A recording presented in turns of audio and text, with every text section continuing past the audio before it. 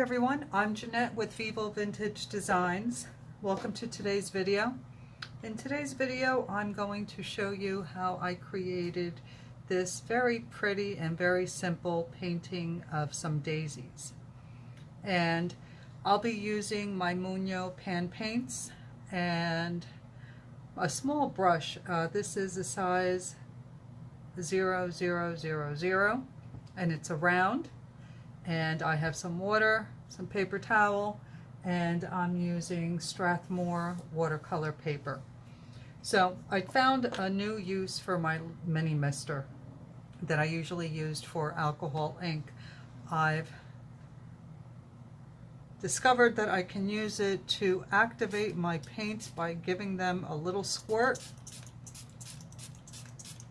and it wakes up the paint very nicely without getting water all over the place. So if you have one of these, try it out to wake up your watercolors. Alright, so the first thing I'm going to do is I'm going to take a pencil and I'm going to move my palette out of the way, and I'm going to draw. Let me move my brushes out of the way, but first I got to show you, this is the greatest brush holder. I bought it on Amazon, and you know how you usually put your brushes down to dry and you lay them on a paper towel, and then once they're dry you can put them in a cup? Well, this keeps them,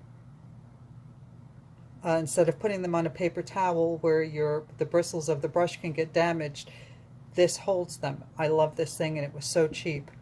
You should check it out. Alright, so alright, back to the painting. I'm going to take my pencil and I'm going to do a very light sketch, and I'll keep it similar to the one that I painted before. So I'm going to draw a couple of stems,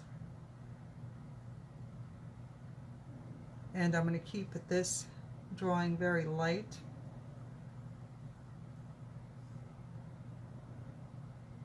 Because as you know, trying to erase pencil marks from your paper is not very easy, so you want to keep them light.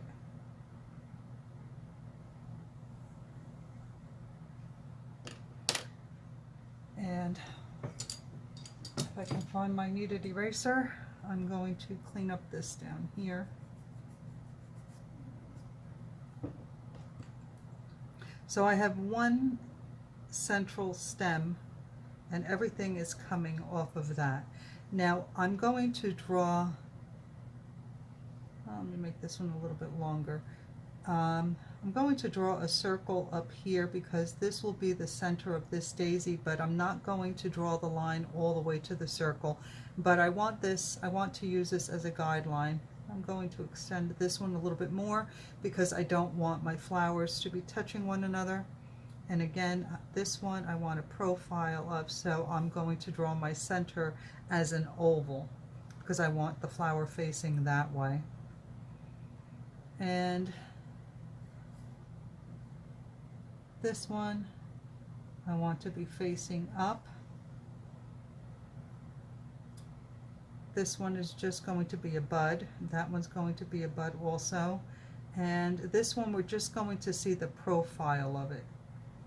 So I'm going to keep that very simple. Alright, so I've awakened my colors, and I'm going to take an old brush to mix some of this in my palette. And I want to keep my colors nice and bright, so I'm going to be using the Hooker's Green. And let me just turn my color chart around so I know where my colors are. And we're going to start with the Hooker's Green. So I'm going to put that down, and you can see how easily they wake up when you mist them with a little bit of water. So I'm just mixing some water. I don't want it too heavy. And I think I may mix a little sap green in there also. And I'm also going to put a little olive brown in there because I want to mute the color just a little bit. I don't want it so shocking. Okay. Now for the petals, I'm going to use French gray because white flowers are hard to paint on white paper. So I'm going to make sure that my color is very diluted, and I'm going to add just a little bit of indigo in there. There you go. Just to darken it up just a little bit, but I want it to be very watery, very diluted. And then the yellows, I need those to be of a heavier consistency, so I'm just going to spray them so that when I'm ready for them, the colors are nice and soft. All right, so first thing we're going to do is going to paint in our stems. So I'm going to start at the base using this nice thin brush. And I'm going to follow my drawing.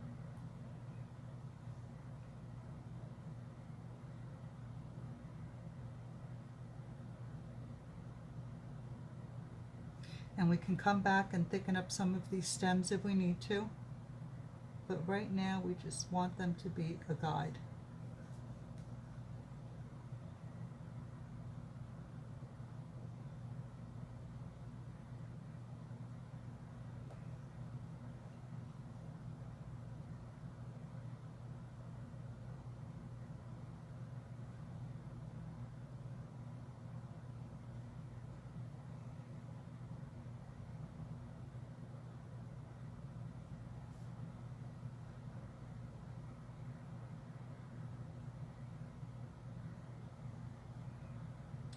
So now I'm going to thicken up this part of it, being that it's the main stem here, and then we'll come back to that. So now that we have our guide here for the center, I'm going to pick up some of this. I'm going to actually dilute this a little bit more. And I've chosen to use gray. However, in this painting I used a very diluted green, but I wanted to do this one with the gray.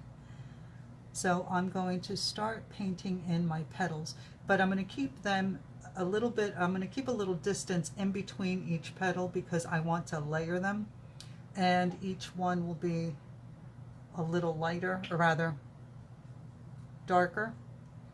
So I'm going to make sure that my first layer is nice and diluted.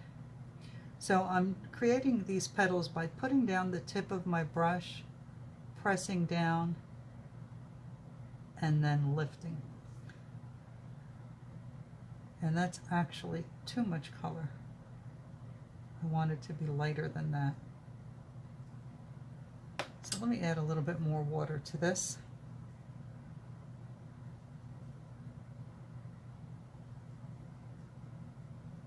Okay.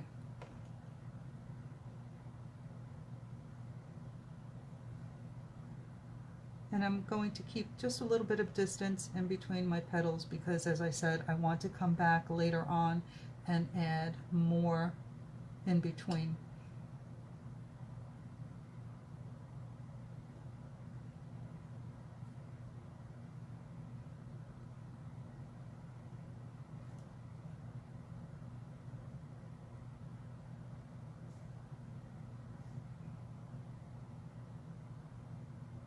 All right, I'm going to continue to paint these in and we'll be right back.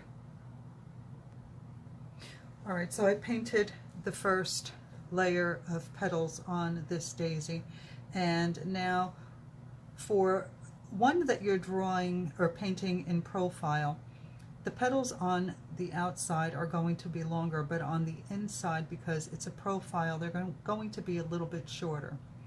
So I personally like to start mine from here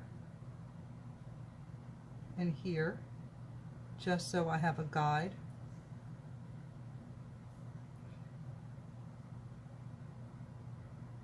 And then I'll put these in. And this is really light, so I'm not sure that the camera is picking up the color.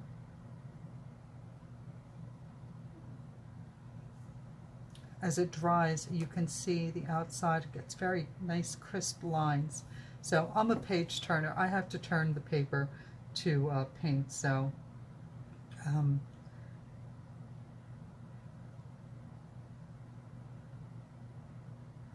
if you feel comfortable turning your page, that helps you so that you get the angle of the petals right, then that's what you should do. Don't let anyone tell you differently. I know I see a lot of artists that I follow and they don't turn their page, and I think that's wonderful, but I'm a page turner. Okay, so now you can see by keeping these petals short, it makes the flower look like it's angled that way. And we're going to do the same for this one.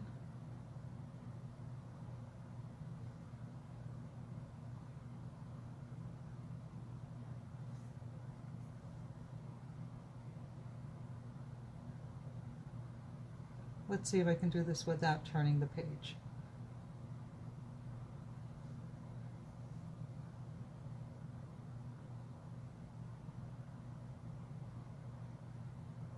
And I'm just creating these petals using 1 or 2 strokes. They're very delicate.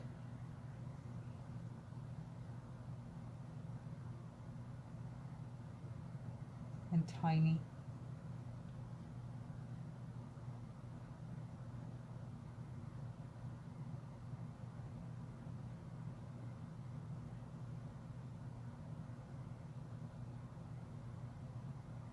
That wasn't so bad.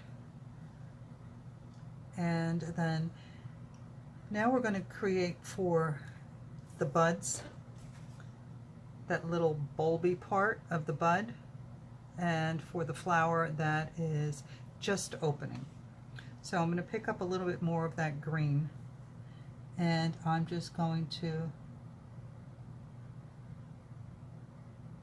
draw almost like a cup shape.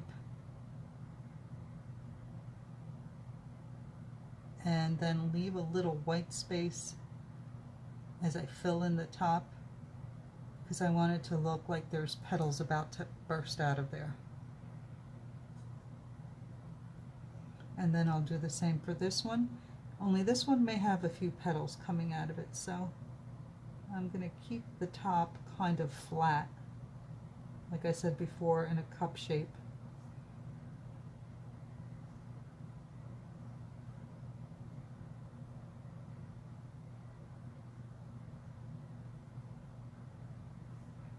And while it's still wet, I'm going to pick up some of that gray,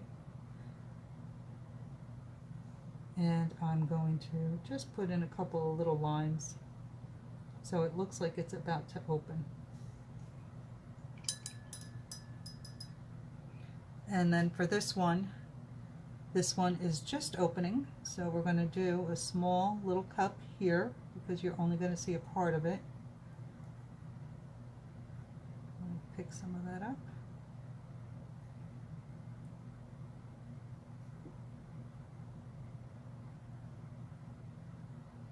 And then I'm going to go back into that gray, and these petals will be very short.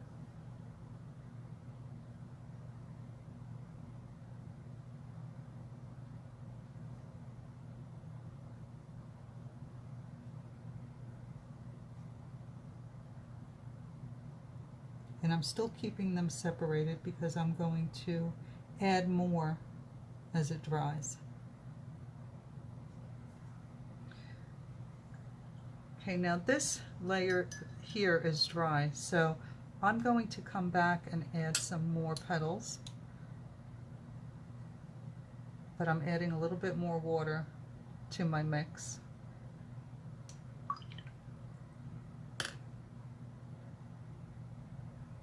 And now I can put the petals in between.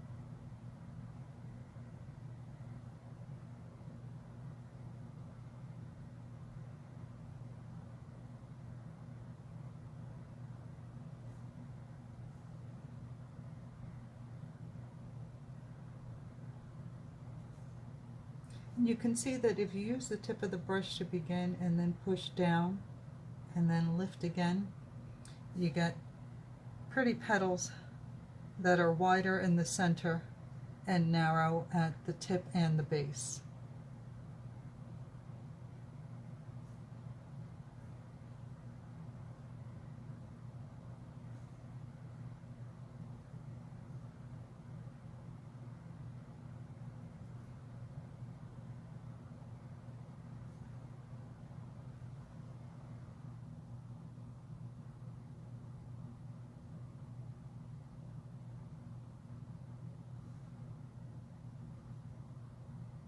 So I'm going to continue filling these in.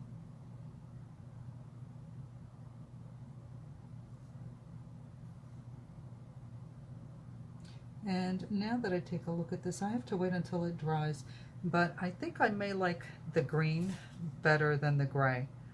I think this was a better choice. All right, let's add a couple more here, and we'll be finished with this part. This paper dries very quickly. If I were working on arches, I would definitely have had to wait. All right, so now the leaves for this type of daisy, and I'm not sure the name of this type of daisy, has these tiny little leaves, and they're really easy to do with a small brush like this. So let's go into the green that we used for the stems, and let's draw some petals from each stem. And you can see how easy this is because they're so tiny. So start like you did with the petals, put the tip down, use some pressure, and lift.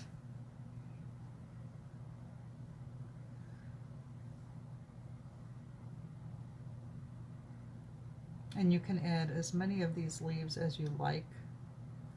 They do have a lot of them. This particular type of daisy has a lot of leaves. And especially around this area here. So I'm going to make sure I add a lot of them. And sometimes I'll make them lighter or darker, but I'm going to come back and add some detail to them later. So keep that in mind when you're putting in the petals.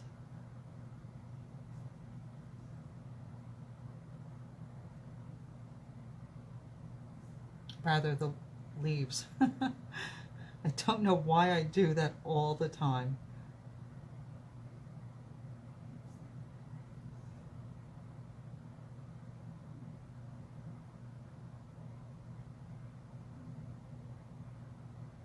Make sure you angle them in different directions. Don't keep them all going in the same direction.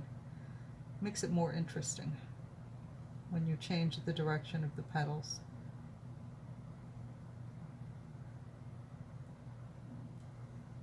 Of the leaves. I did it again.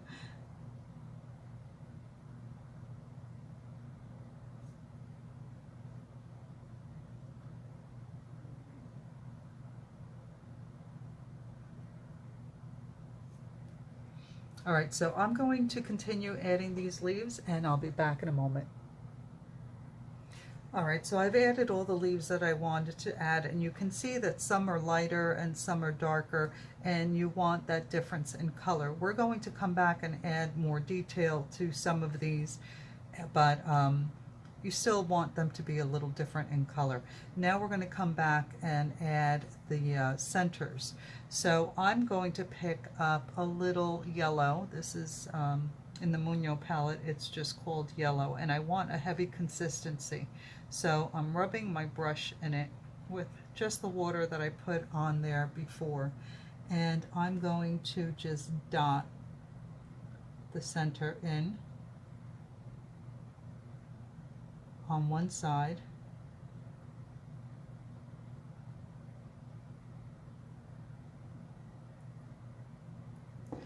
and then I'm going to pick up a little bit of orange, again making sure that it's heavy, a heavy consistency or a thicker consistency, And while that yellow is still wet, I'm going to drop some of that in there. I'm going to clean off my brush a little bit and kind of blend it together so it softens it. And now I'm going to pick up brown, which I did not wake up, but I'm going to pick up some burnt umber as soon as I can spray it and wake it up. I'm going to dab it on my paper because I don't want it to be too dark.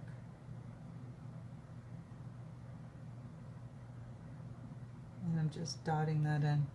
Now, while this is all wet, I think I need a little bit more yellow. The orange took over.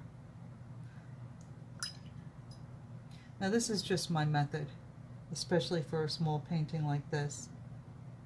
Once I have all the paint down, I clean my brush and I just dab it gently to blend those colors together, and that works beautifully for me.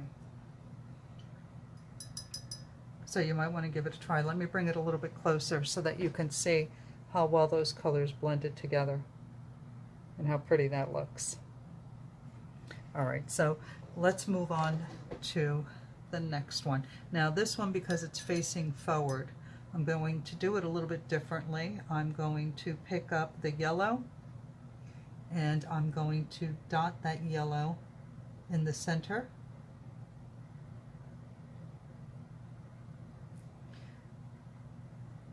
And because I want my shadow to be at the bottom, I'm going to keep the yellow a little, oops, too much water on my brush. You can always pick it up, just dab it off on your paper towel. I'm going to keep the yellow a little bit higher on this one. And now I'm going to pick up the orange. And I want to make sure I don't have too much on here again. And I'm going to start dotting around the yellow.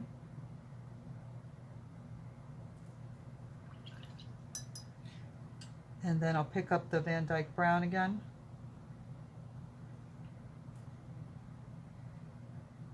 And I'll do it around the bottom because that's where I want some shadow. Cleaning off my brush, dabbing it off on my paper towel, and then I'm going to blend those colors together.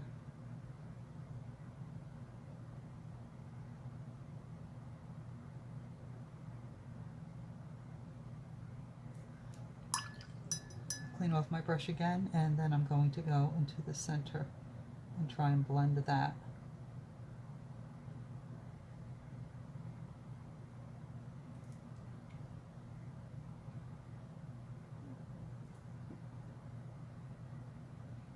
If you start to lose your yellow, just clean your brush off and pick up some of the color, blot it off on your paper towel. And again, that's beautiful. So now we'll do this one again with the yellow. I'm going to put the yellow at the top of my center. Clean off the brush, pick up a little bit of that orange. Got water on my brush. Okay, and I'm going to dab that in.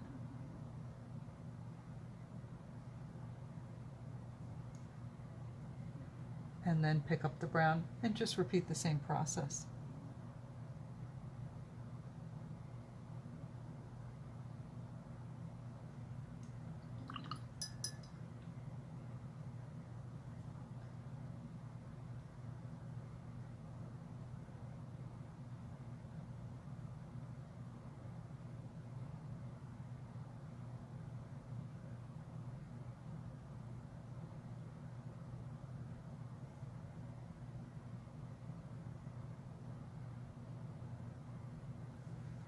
All right, so I'm pretty happy with that.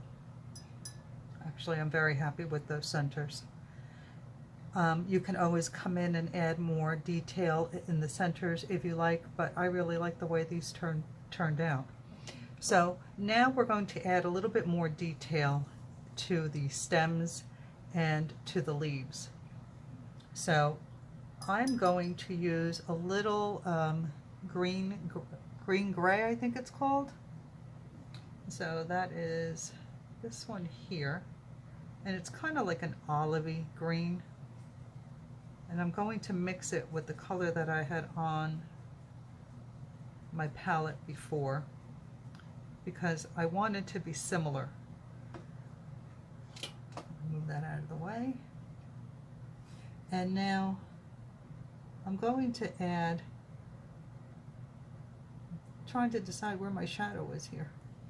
The bottom of the stem, the top of the stem, just underneath the flower head, usually casts a shadow onto the stem.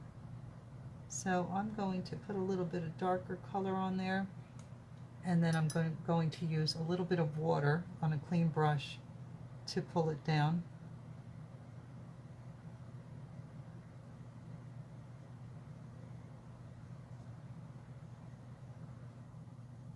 I'm just putting very little paint on the brush, and just want to add a little shadow onto the stem.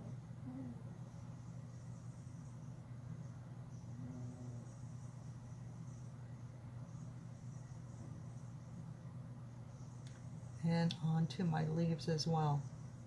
And I'm adding the darker color on the bottom of the leaf and at the top of the leaf. Then I'm cleaning my brush, and I'm going to soften it up a little bit.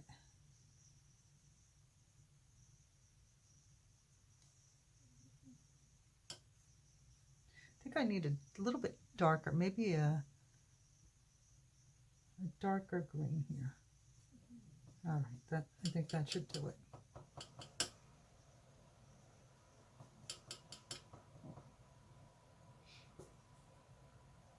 So let's do this one here. We're going to darken that stem a little bit at the top and pull the color down.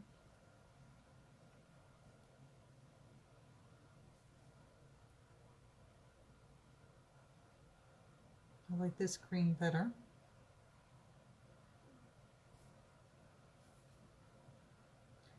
So I'm not going to add it everywhere. I'm just going to add it here and there. I might actually add some little detail there. And detail doesn't have to be anything crazy. I put the lines down and I'm just softening them now with a little bit of water on my brush. So adding almost like a little shadow on one side, it just creates depth and makes the painting more interesting. I'll dilute that a little bit. And you can just come up on the bottom of your leaf and add a little line.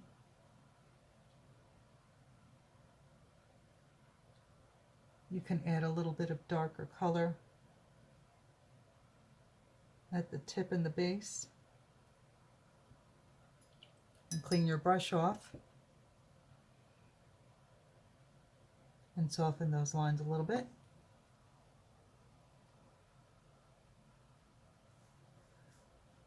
Do some on this one here.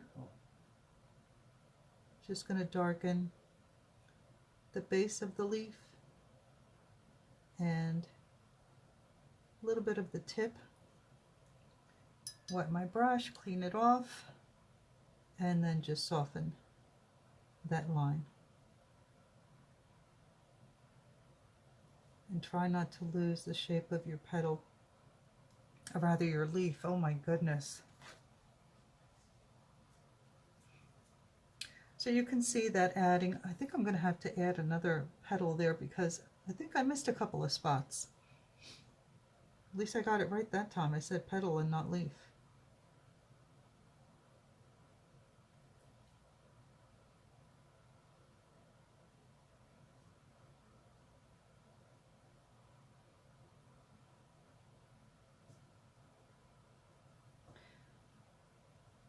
So I'm going to continue to fill this in, and I'll be back with you in a moment. Okay, we're back, and I've added all the detail and all the shadow that I want to add in there, but I just wanted to let you know, detail can be as simple as just adding a little darker line underneath the petal, like this. It doesn't have to be anything crazy. You can just add a tiny little line underneath a leaf to create a little more depth and to make them pop just a little bit more. So I went ahead and I added a couple of more petals in there, but my center was still wet. So it's kind of ran, so I'm just going to touch it back up again to make that center more crisp. And I see some areas where I would like to add a few more petals, but I'm going to leave it alone for now. I have to say again that I'm comparing the two of these. This was different paper. This was Arteza watercolor paper, and this was the Strathmore watercolor paper. I believe the Strathmore to be a better quality paper, but I really like the way this one, the green one, turned out better than I do this one. I think my lines were a lot more crisp on this paper, and I think that's because this Arteza watercolor paper is very smooth, and this one has a bit more texture to it. So that's something to keep in mind when you're doing these types of paintings. The type of paper that you use will create quite a difference in your painting. Smoother paper, I think, it gave me crisper lines, and I really do like this one better. But this one turned out pretty nice too. I'm not putting this one down. I hope that you keep that in mind when you work with the watercolor. The quality of your paper does make a big difference. Also, the quality of your brushes. If you use and when you're starting, it's okay to use inexpensive brushes, inexpensive paper and paints. That's all fine. But as you practice and you get a little bit better, you'll want to buy better quality paper, brushes, and paints. And you'll see that there is a difference. There definitely is a difference. In another video, I'll show you the difference in some of my paintings when I first started, and I was using Canson XL paper, and I just could not achieve the look that I wanted, but I really didn't know too much about it. And once I bought better quality paper, I started to get the effects and make the watercolor do what I wanted it to do. All right, so thank you so much for watching. Before we go, I wanted to tell you about this book that I bought. I bought this book. It's called Flower Color Guide. I bought it on Amazon. It was not expensive. It was about $20. And in this book, there are all these wonderful pictures of flowers, and they're all pretty simple. So let me flip through some of these pages and show you. Some of them are really simple pictures of flowers, and some of them are a little, maybe not so simple, but my goal is to go through this book and do paintings of some of these flowers, and I want to share that process with you so that we can learn together. But this is a great book, and I'm so glad I found it. So I'm going to be working from this book in the future, and I hope that you enjoyed this video and learned something. If you enjoyed it, please give me a thumbs up. And if you have any questions about the comment, about the products you saw me use or the techniques, leave it in the comments. I'll get back to you as soon as I can. And please consider subscribing so that you don't miss any of my upcoming watercolor videos. I'll also be doing some alcohol ink videos soon. So I will see you in the next video. Thank you so much for watching. Bye.